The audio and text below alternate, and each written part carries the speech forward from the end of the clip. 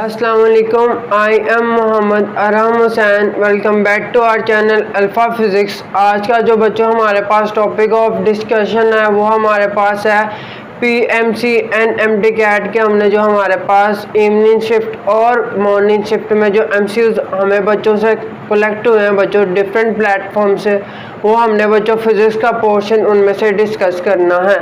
तो सबसे पहले मैं उम्मीद करता हूँ आप सब खैरियत से होंगे और अपनी अपनी ज़िंदगी में कुछ ना कुछ प्रोडक्टिव कर रहे होंगे। इसी नई उम्मीद के साथ आज का लेक्चर स्टार्ट करते हैं बच्चों।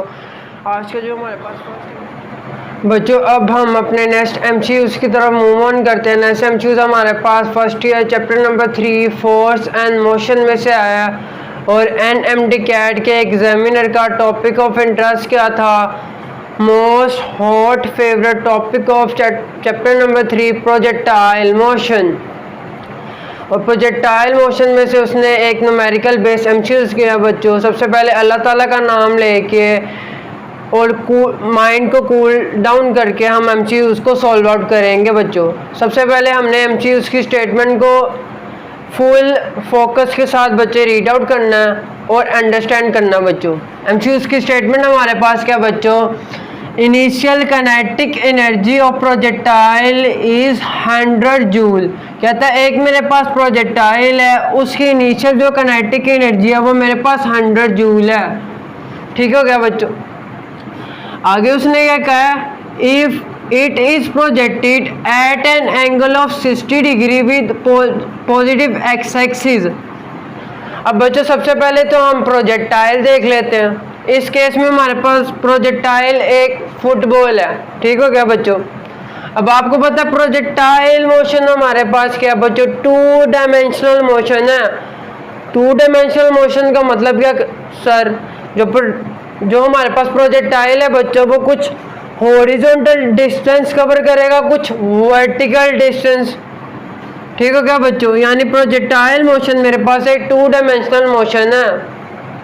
अब आप कहेंगे सर हमारे पास प्रोजेक्टाइल की ट्रेजेक्ट्री कैसी होती है? आपको ये मैंने प्रोजेक्टाइल की ट्रेजेक्ट्री बना के दिखाई है।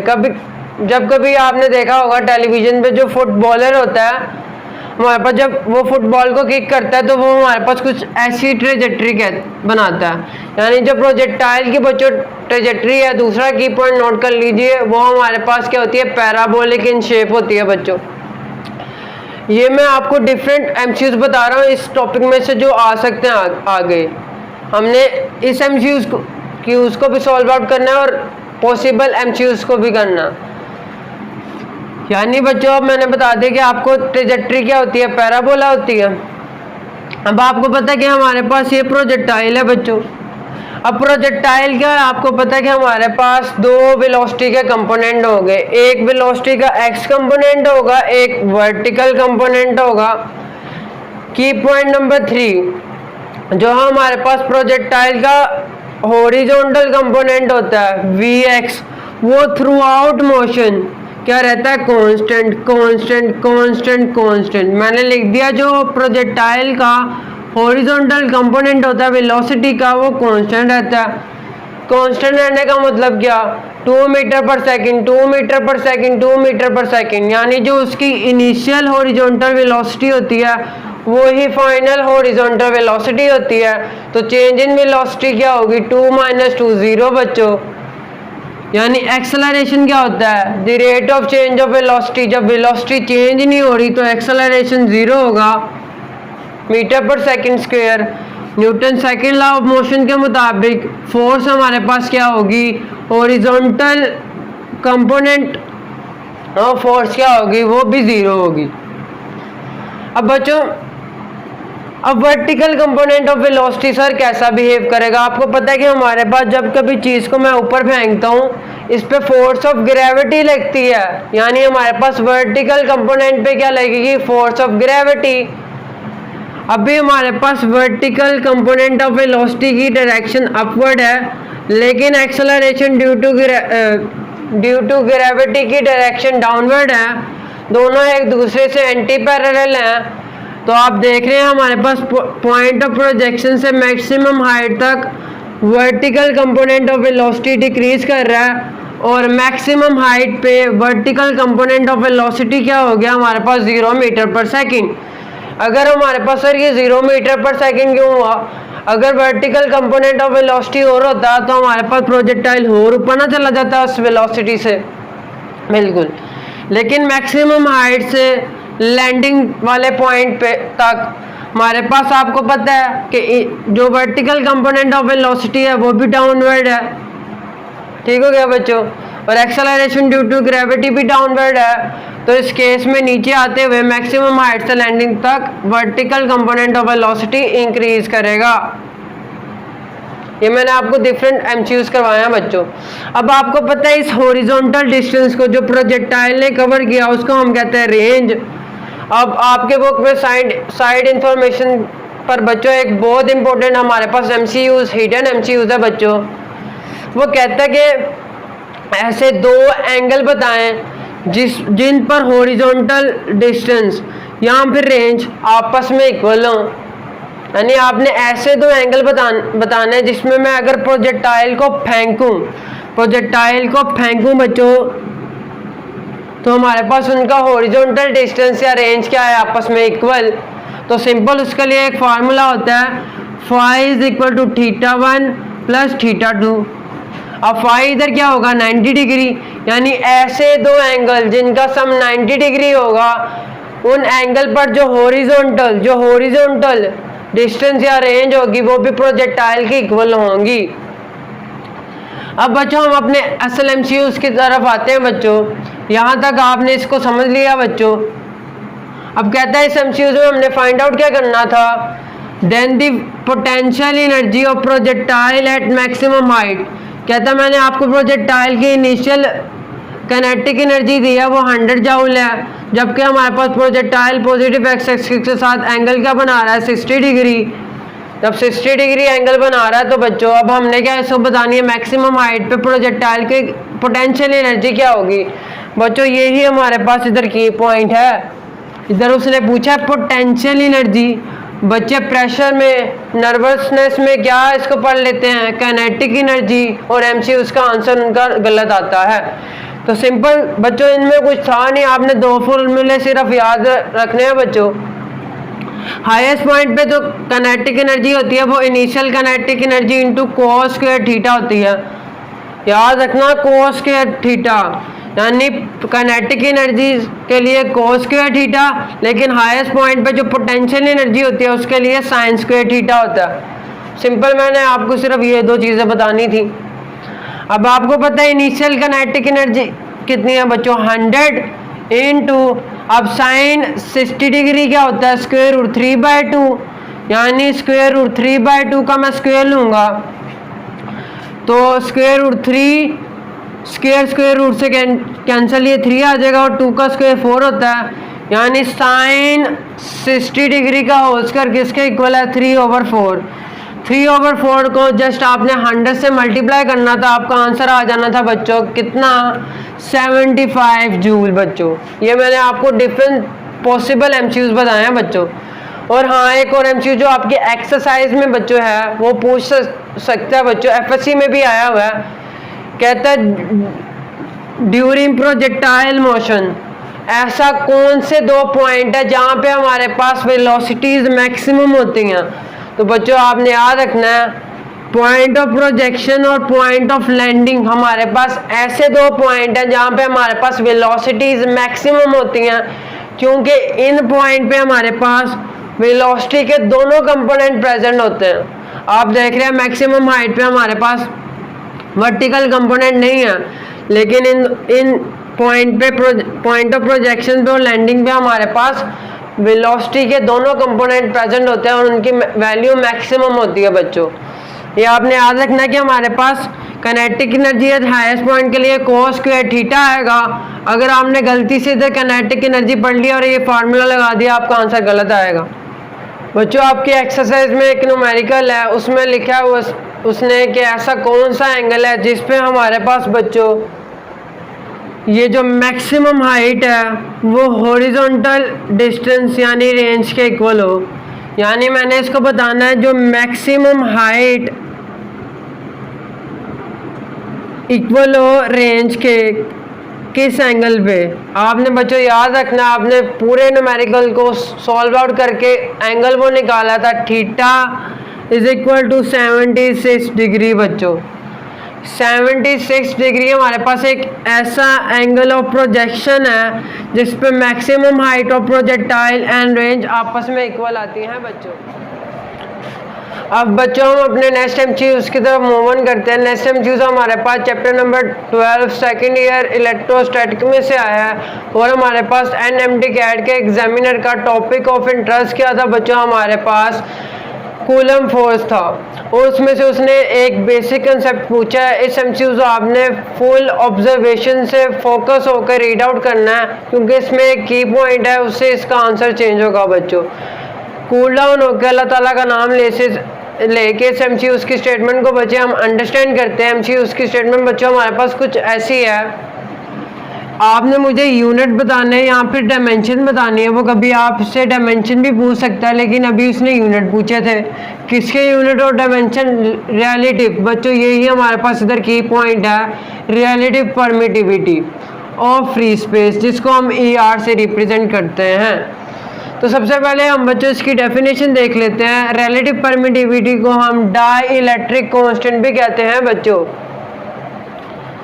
कहता है डाई इलेक्ट्रिक कांस्टेंट या रिलेटिव परमिटिविटी, ये मेरे पास क्या है? रेशो है। ये मेरे पास क्या है? डिवीजन है। किसके बिटवीन डिवीजन है बच्चों? इलेक्ट्रोस्टैटिक फोर्सेस के बिटवीन। जब कभी हम चार्ज को वैक्यूम में प्लेस करेंगे, यानी न्यूमिनेटर में क्या आना है? ऐसी इलेक्ट्रोस्टैटिक फोर्स जो चार्ज पे लग रही है जब चार्ज क्या है, किस में? वैक्यूम में है। 2 ऐसी इलेक्ट्रोस्टैटिक फोर्स जब चार्ज हमारे पास जो चार्ज पे लग रही है जब हमारे पास चार्ज मीडियम में है। When charge is in medium, यानी ER is equal to force when charge in vacuum over when charge in medium. ठीक है बच्चों। अब इसके बाद बच्चों आप देख सकते हैं कि हमारे पास ER रेशो है, डिवीजन है बिटवीन 2 आइडेंटिकल सिमिलर क्वांटिटीज।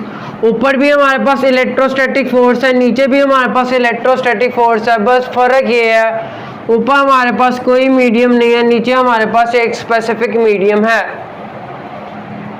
क्योंकि हमारे पास रेशो है बिटवीन 2 सिमिलर क्वांटिटी, तो हमारे पास ऊपर भी फोर्स का क्या यूनिट आएगा? न्यूटन। नीचे भी यूनिट क्या आएगा? न्यूटन। न्यूटन न्यूटन से कैंसिल आउट होगा, तो हमारे पास ये relative permittivity of free space या डाइलेक्ट्रिक कांस्टेंट कैसी क्वांटिटी है? Unit less. जब इसका यूनिट ही नहीं है बच्चों तो इसकी डायमेंशन भी नहीं होगी बच्चों, यानी ये यूनिट लेस है और डायमेंशन लेस है बच्चों। एक आपको मैं फैक्ट बताना चाहता हूँ बच्चों कि हमारे पास जब कभी आप देखें, हमारे पास ये 2 चार्ज हैं बच्चों, जब कभी मैं इनके दरमियान मीडियम या डाई इलेक्ट्रिक कांस्टेंट प्लेस करूंगा तो इनके दरमियान जो कूलम फोर्स है वो डिक्रीज करेगी।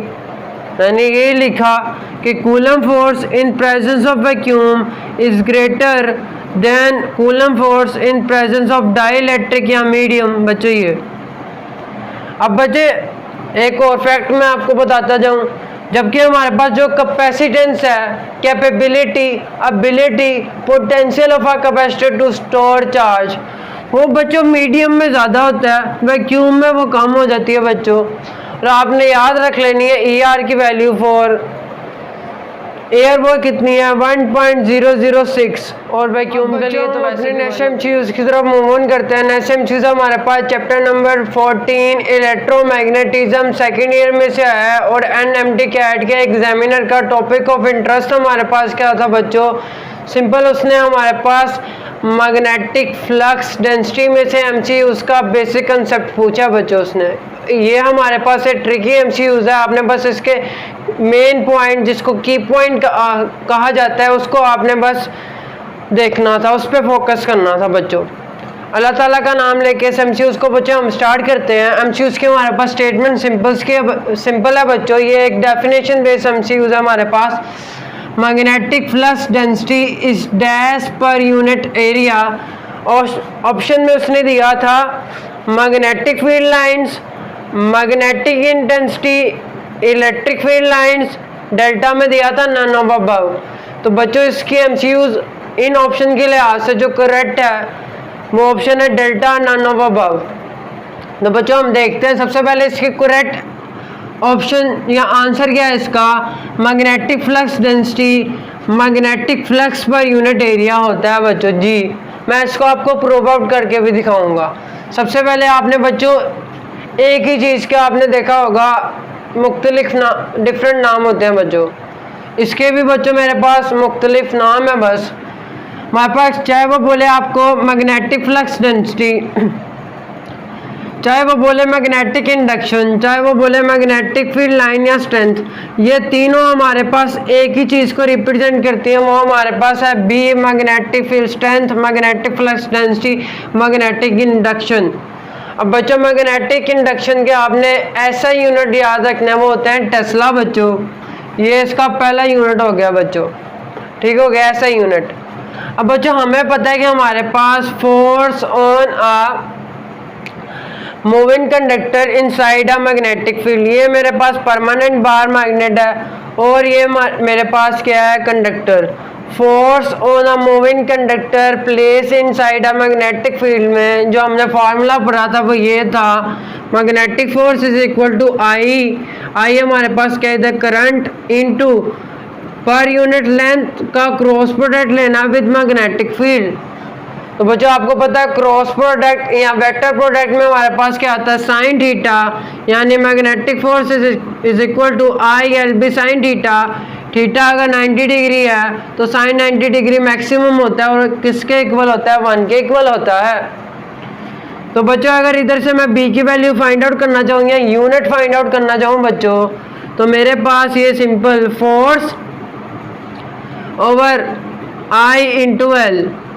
अब बच्चों चाहे मैग्नेटिक फोर्स हो चाहे सेंटीपिटल फोर्स हो बच्चों, इन सब के यूनिट हमारे पास क्या होता है न्यूटन, या बेस यूनिट इनके क्या होंगे केजी मीटर पर सेकंड स्क्वायर।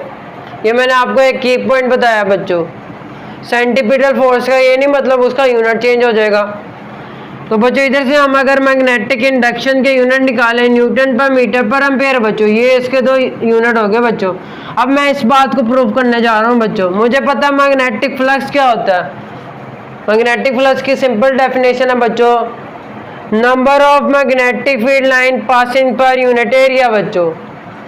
तो मैंने वो लिख दिया magnetic flux is equal to phi B is equal to किसका डॉट प्रोडक्ट, किसका स्केलर प्रोडक्ट, वेक्टर एरिया का और मैग्नेटिक फील्ड का बच्चों। अब सर ये वेक्टर एरिया क्या होता है, ये बच्चों मेरे पास सरफेस एरिया, इस सरफेस एरिया के जो परपेंडिकुलर वेक्टर होता है उसको हम वेक्टर एरिया कहते हैं, ठीक है बच्चों। ये मेरे पास मैग्नेटिक फील्ड लाइन है। अब आप मुझे बताएं कि मैग्नेटिक फील्ड लाइन और वेक्टर एरिया में कौन सा एंगल बढ़ रहा है। आप कहेंगे theta is equal to 0 degree और हमारे पास कोस फंक्शन अपनी मैक्सिमम वैल्यू किस एंगल पे देता है 0 डिग्री और मैक्सिमम वैल्यू उसकी क्या होती है 1। तो मेरे पास phi B is equal to a b. अब इधर से मैं बी की वैल्यू फाइंड आउट करता हूँ, फाई बी ओवर ए नहीं आ रही, इसका मतलब मैग्नेटिक फ्लक्स डेंसिटी जो असल में मेरे पास बी था वो क्या होता है मैग्नेटिक फ्लक्स पर यूनिट एरिया। ये देखें बच्चे, अब इधर से हम इसके यूनिट ड्राइव आउट करते हैं बच्चों। हमें पता है मैग्नेटिक फ्लक्स का यूनिट क्या होता है वेबर और एरिया का यूनिट क्या होता है मीटर स्क्वायर, ऊपर जाके per meter square, weber per meter square बच्चों।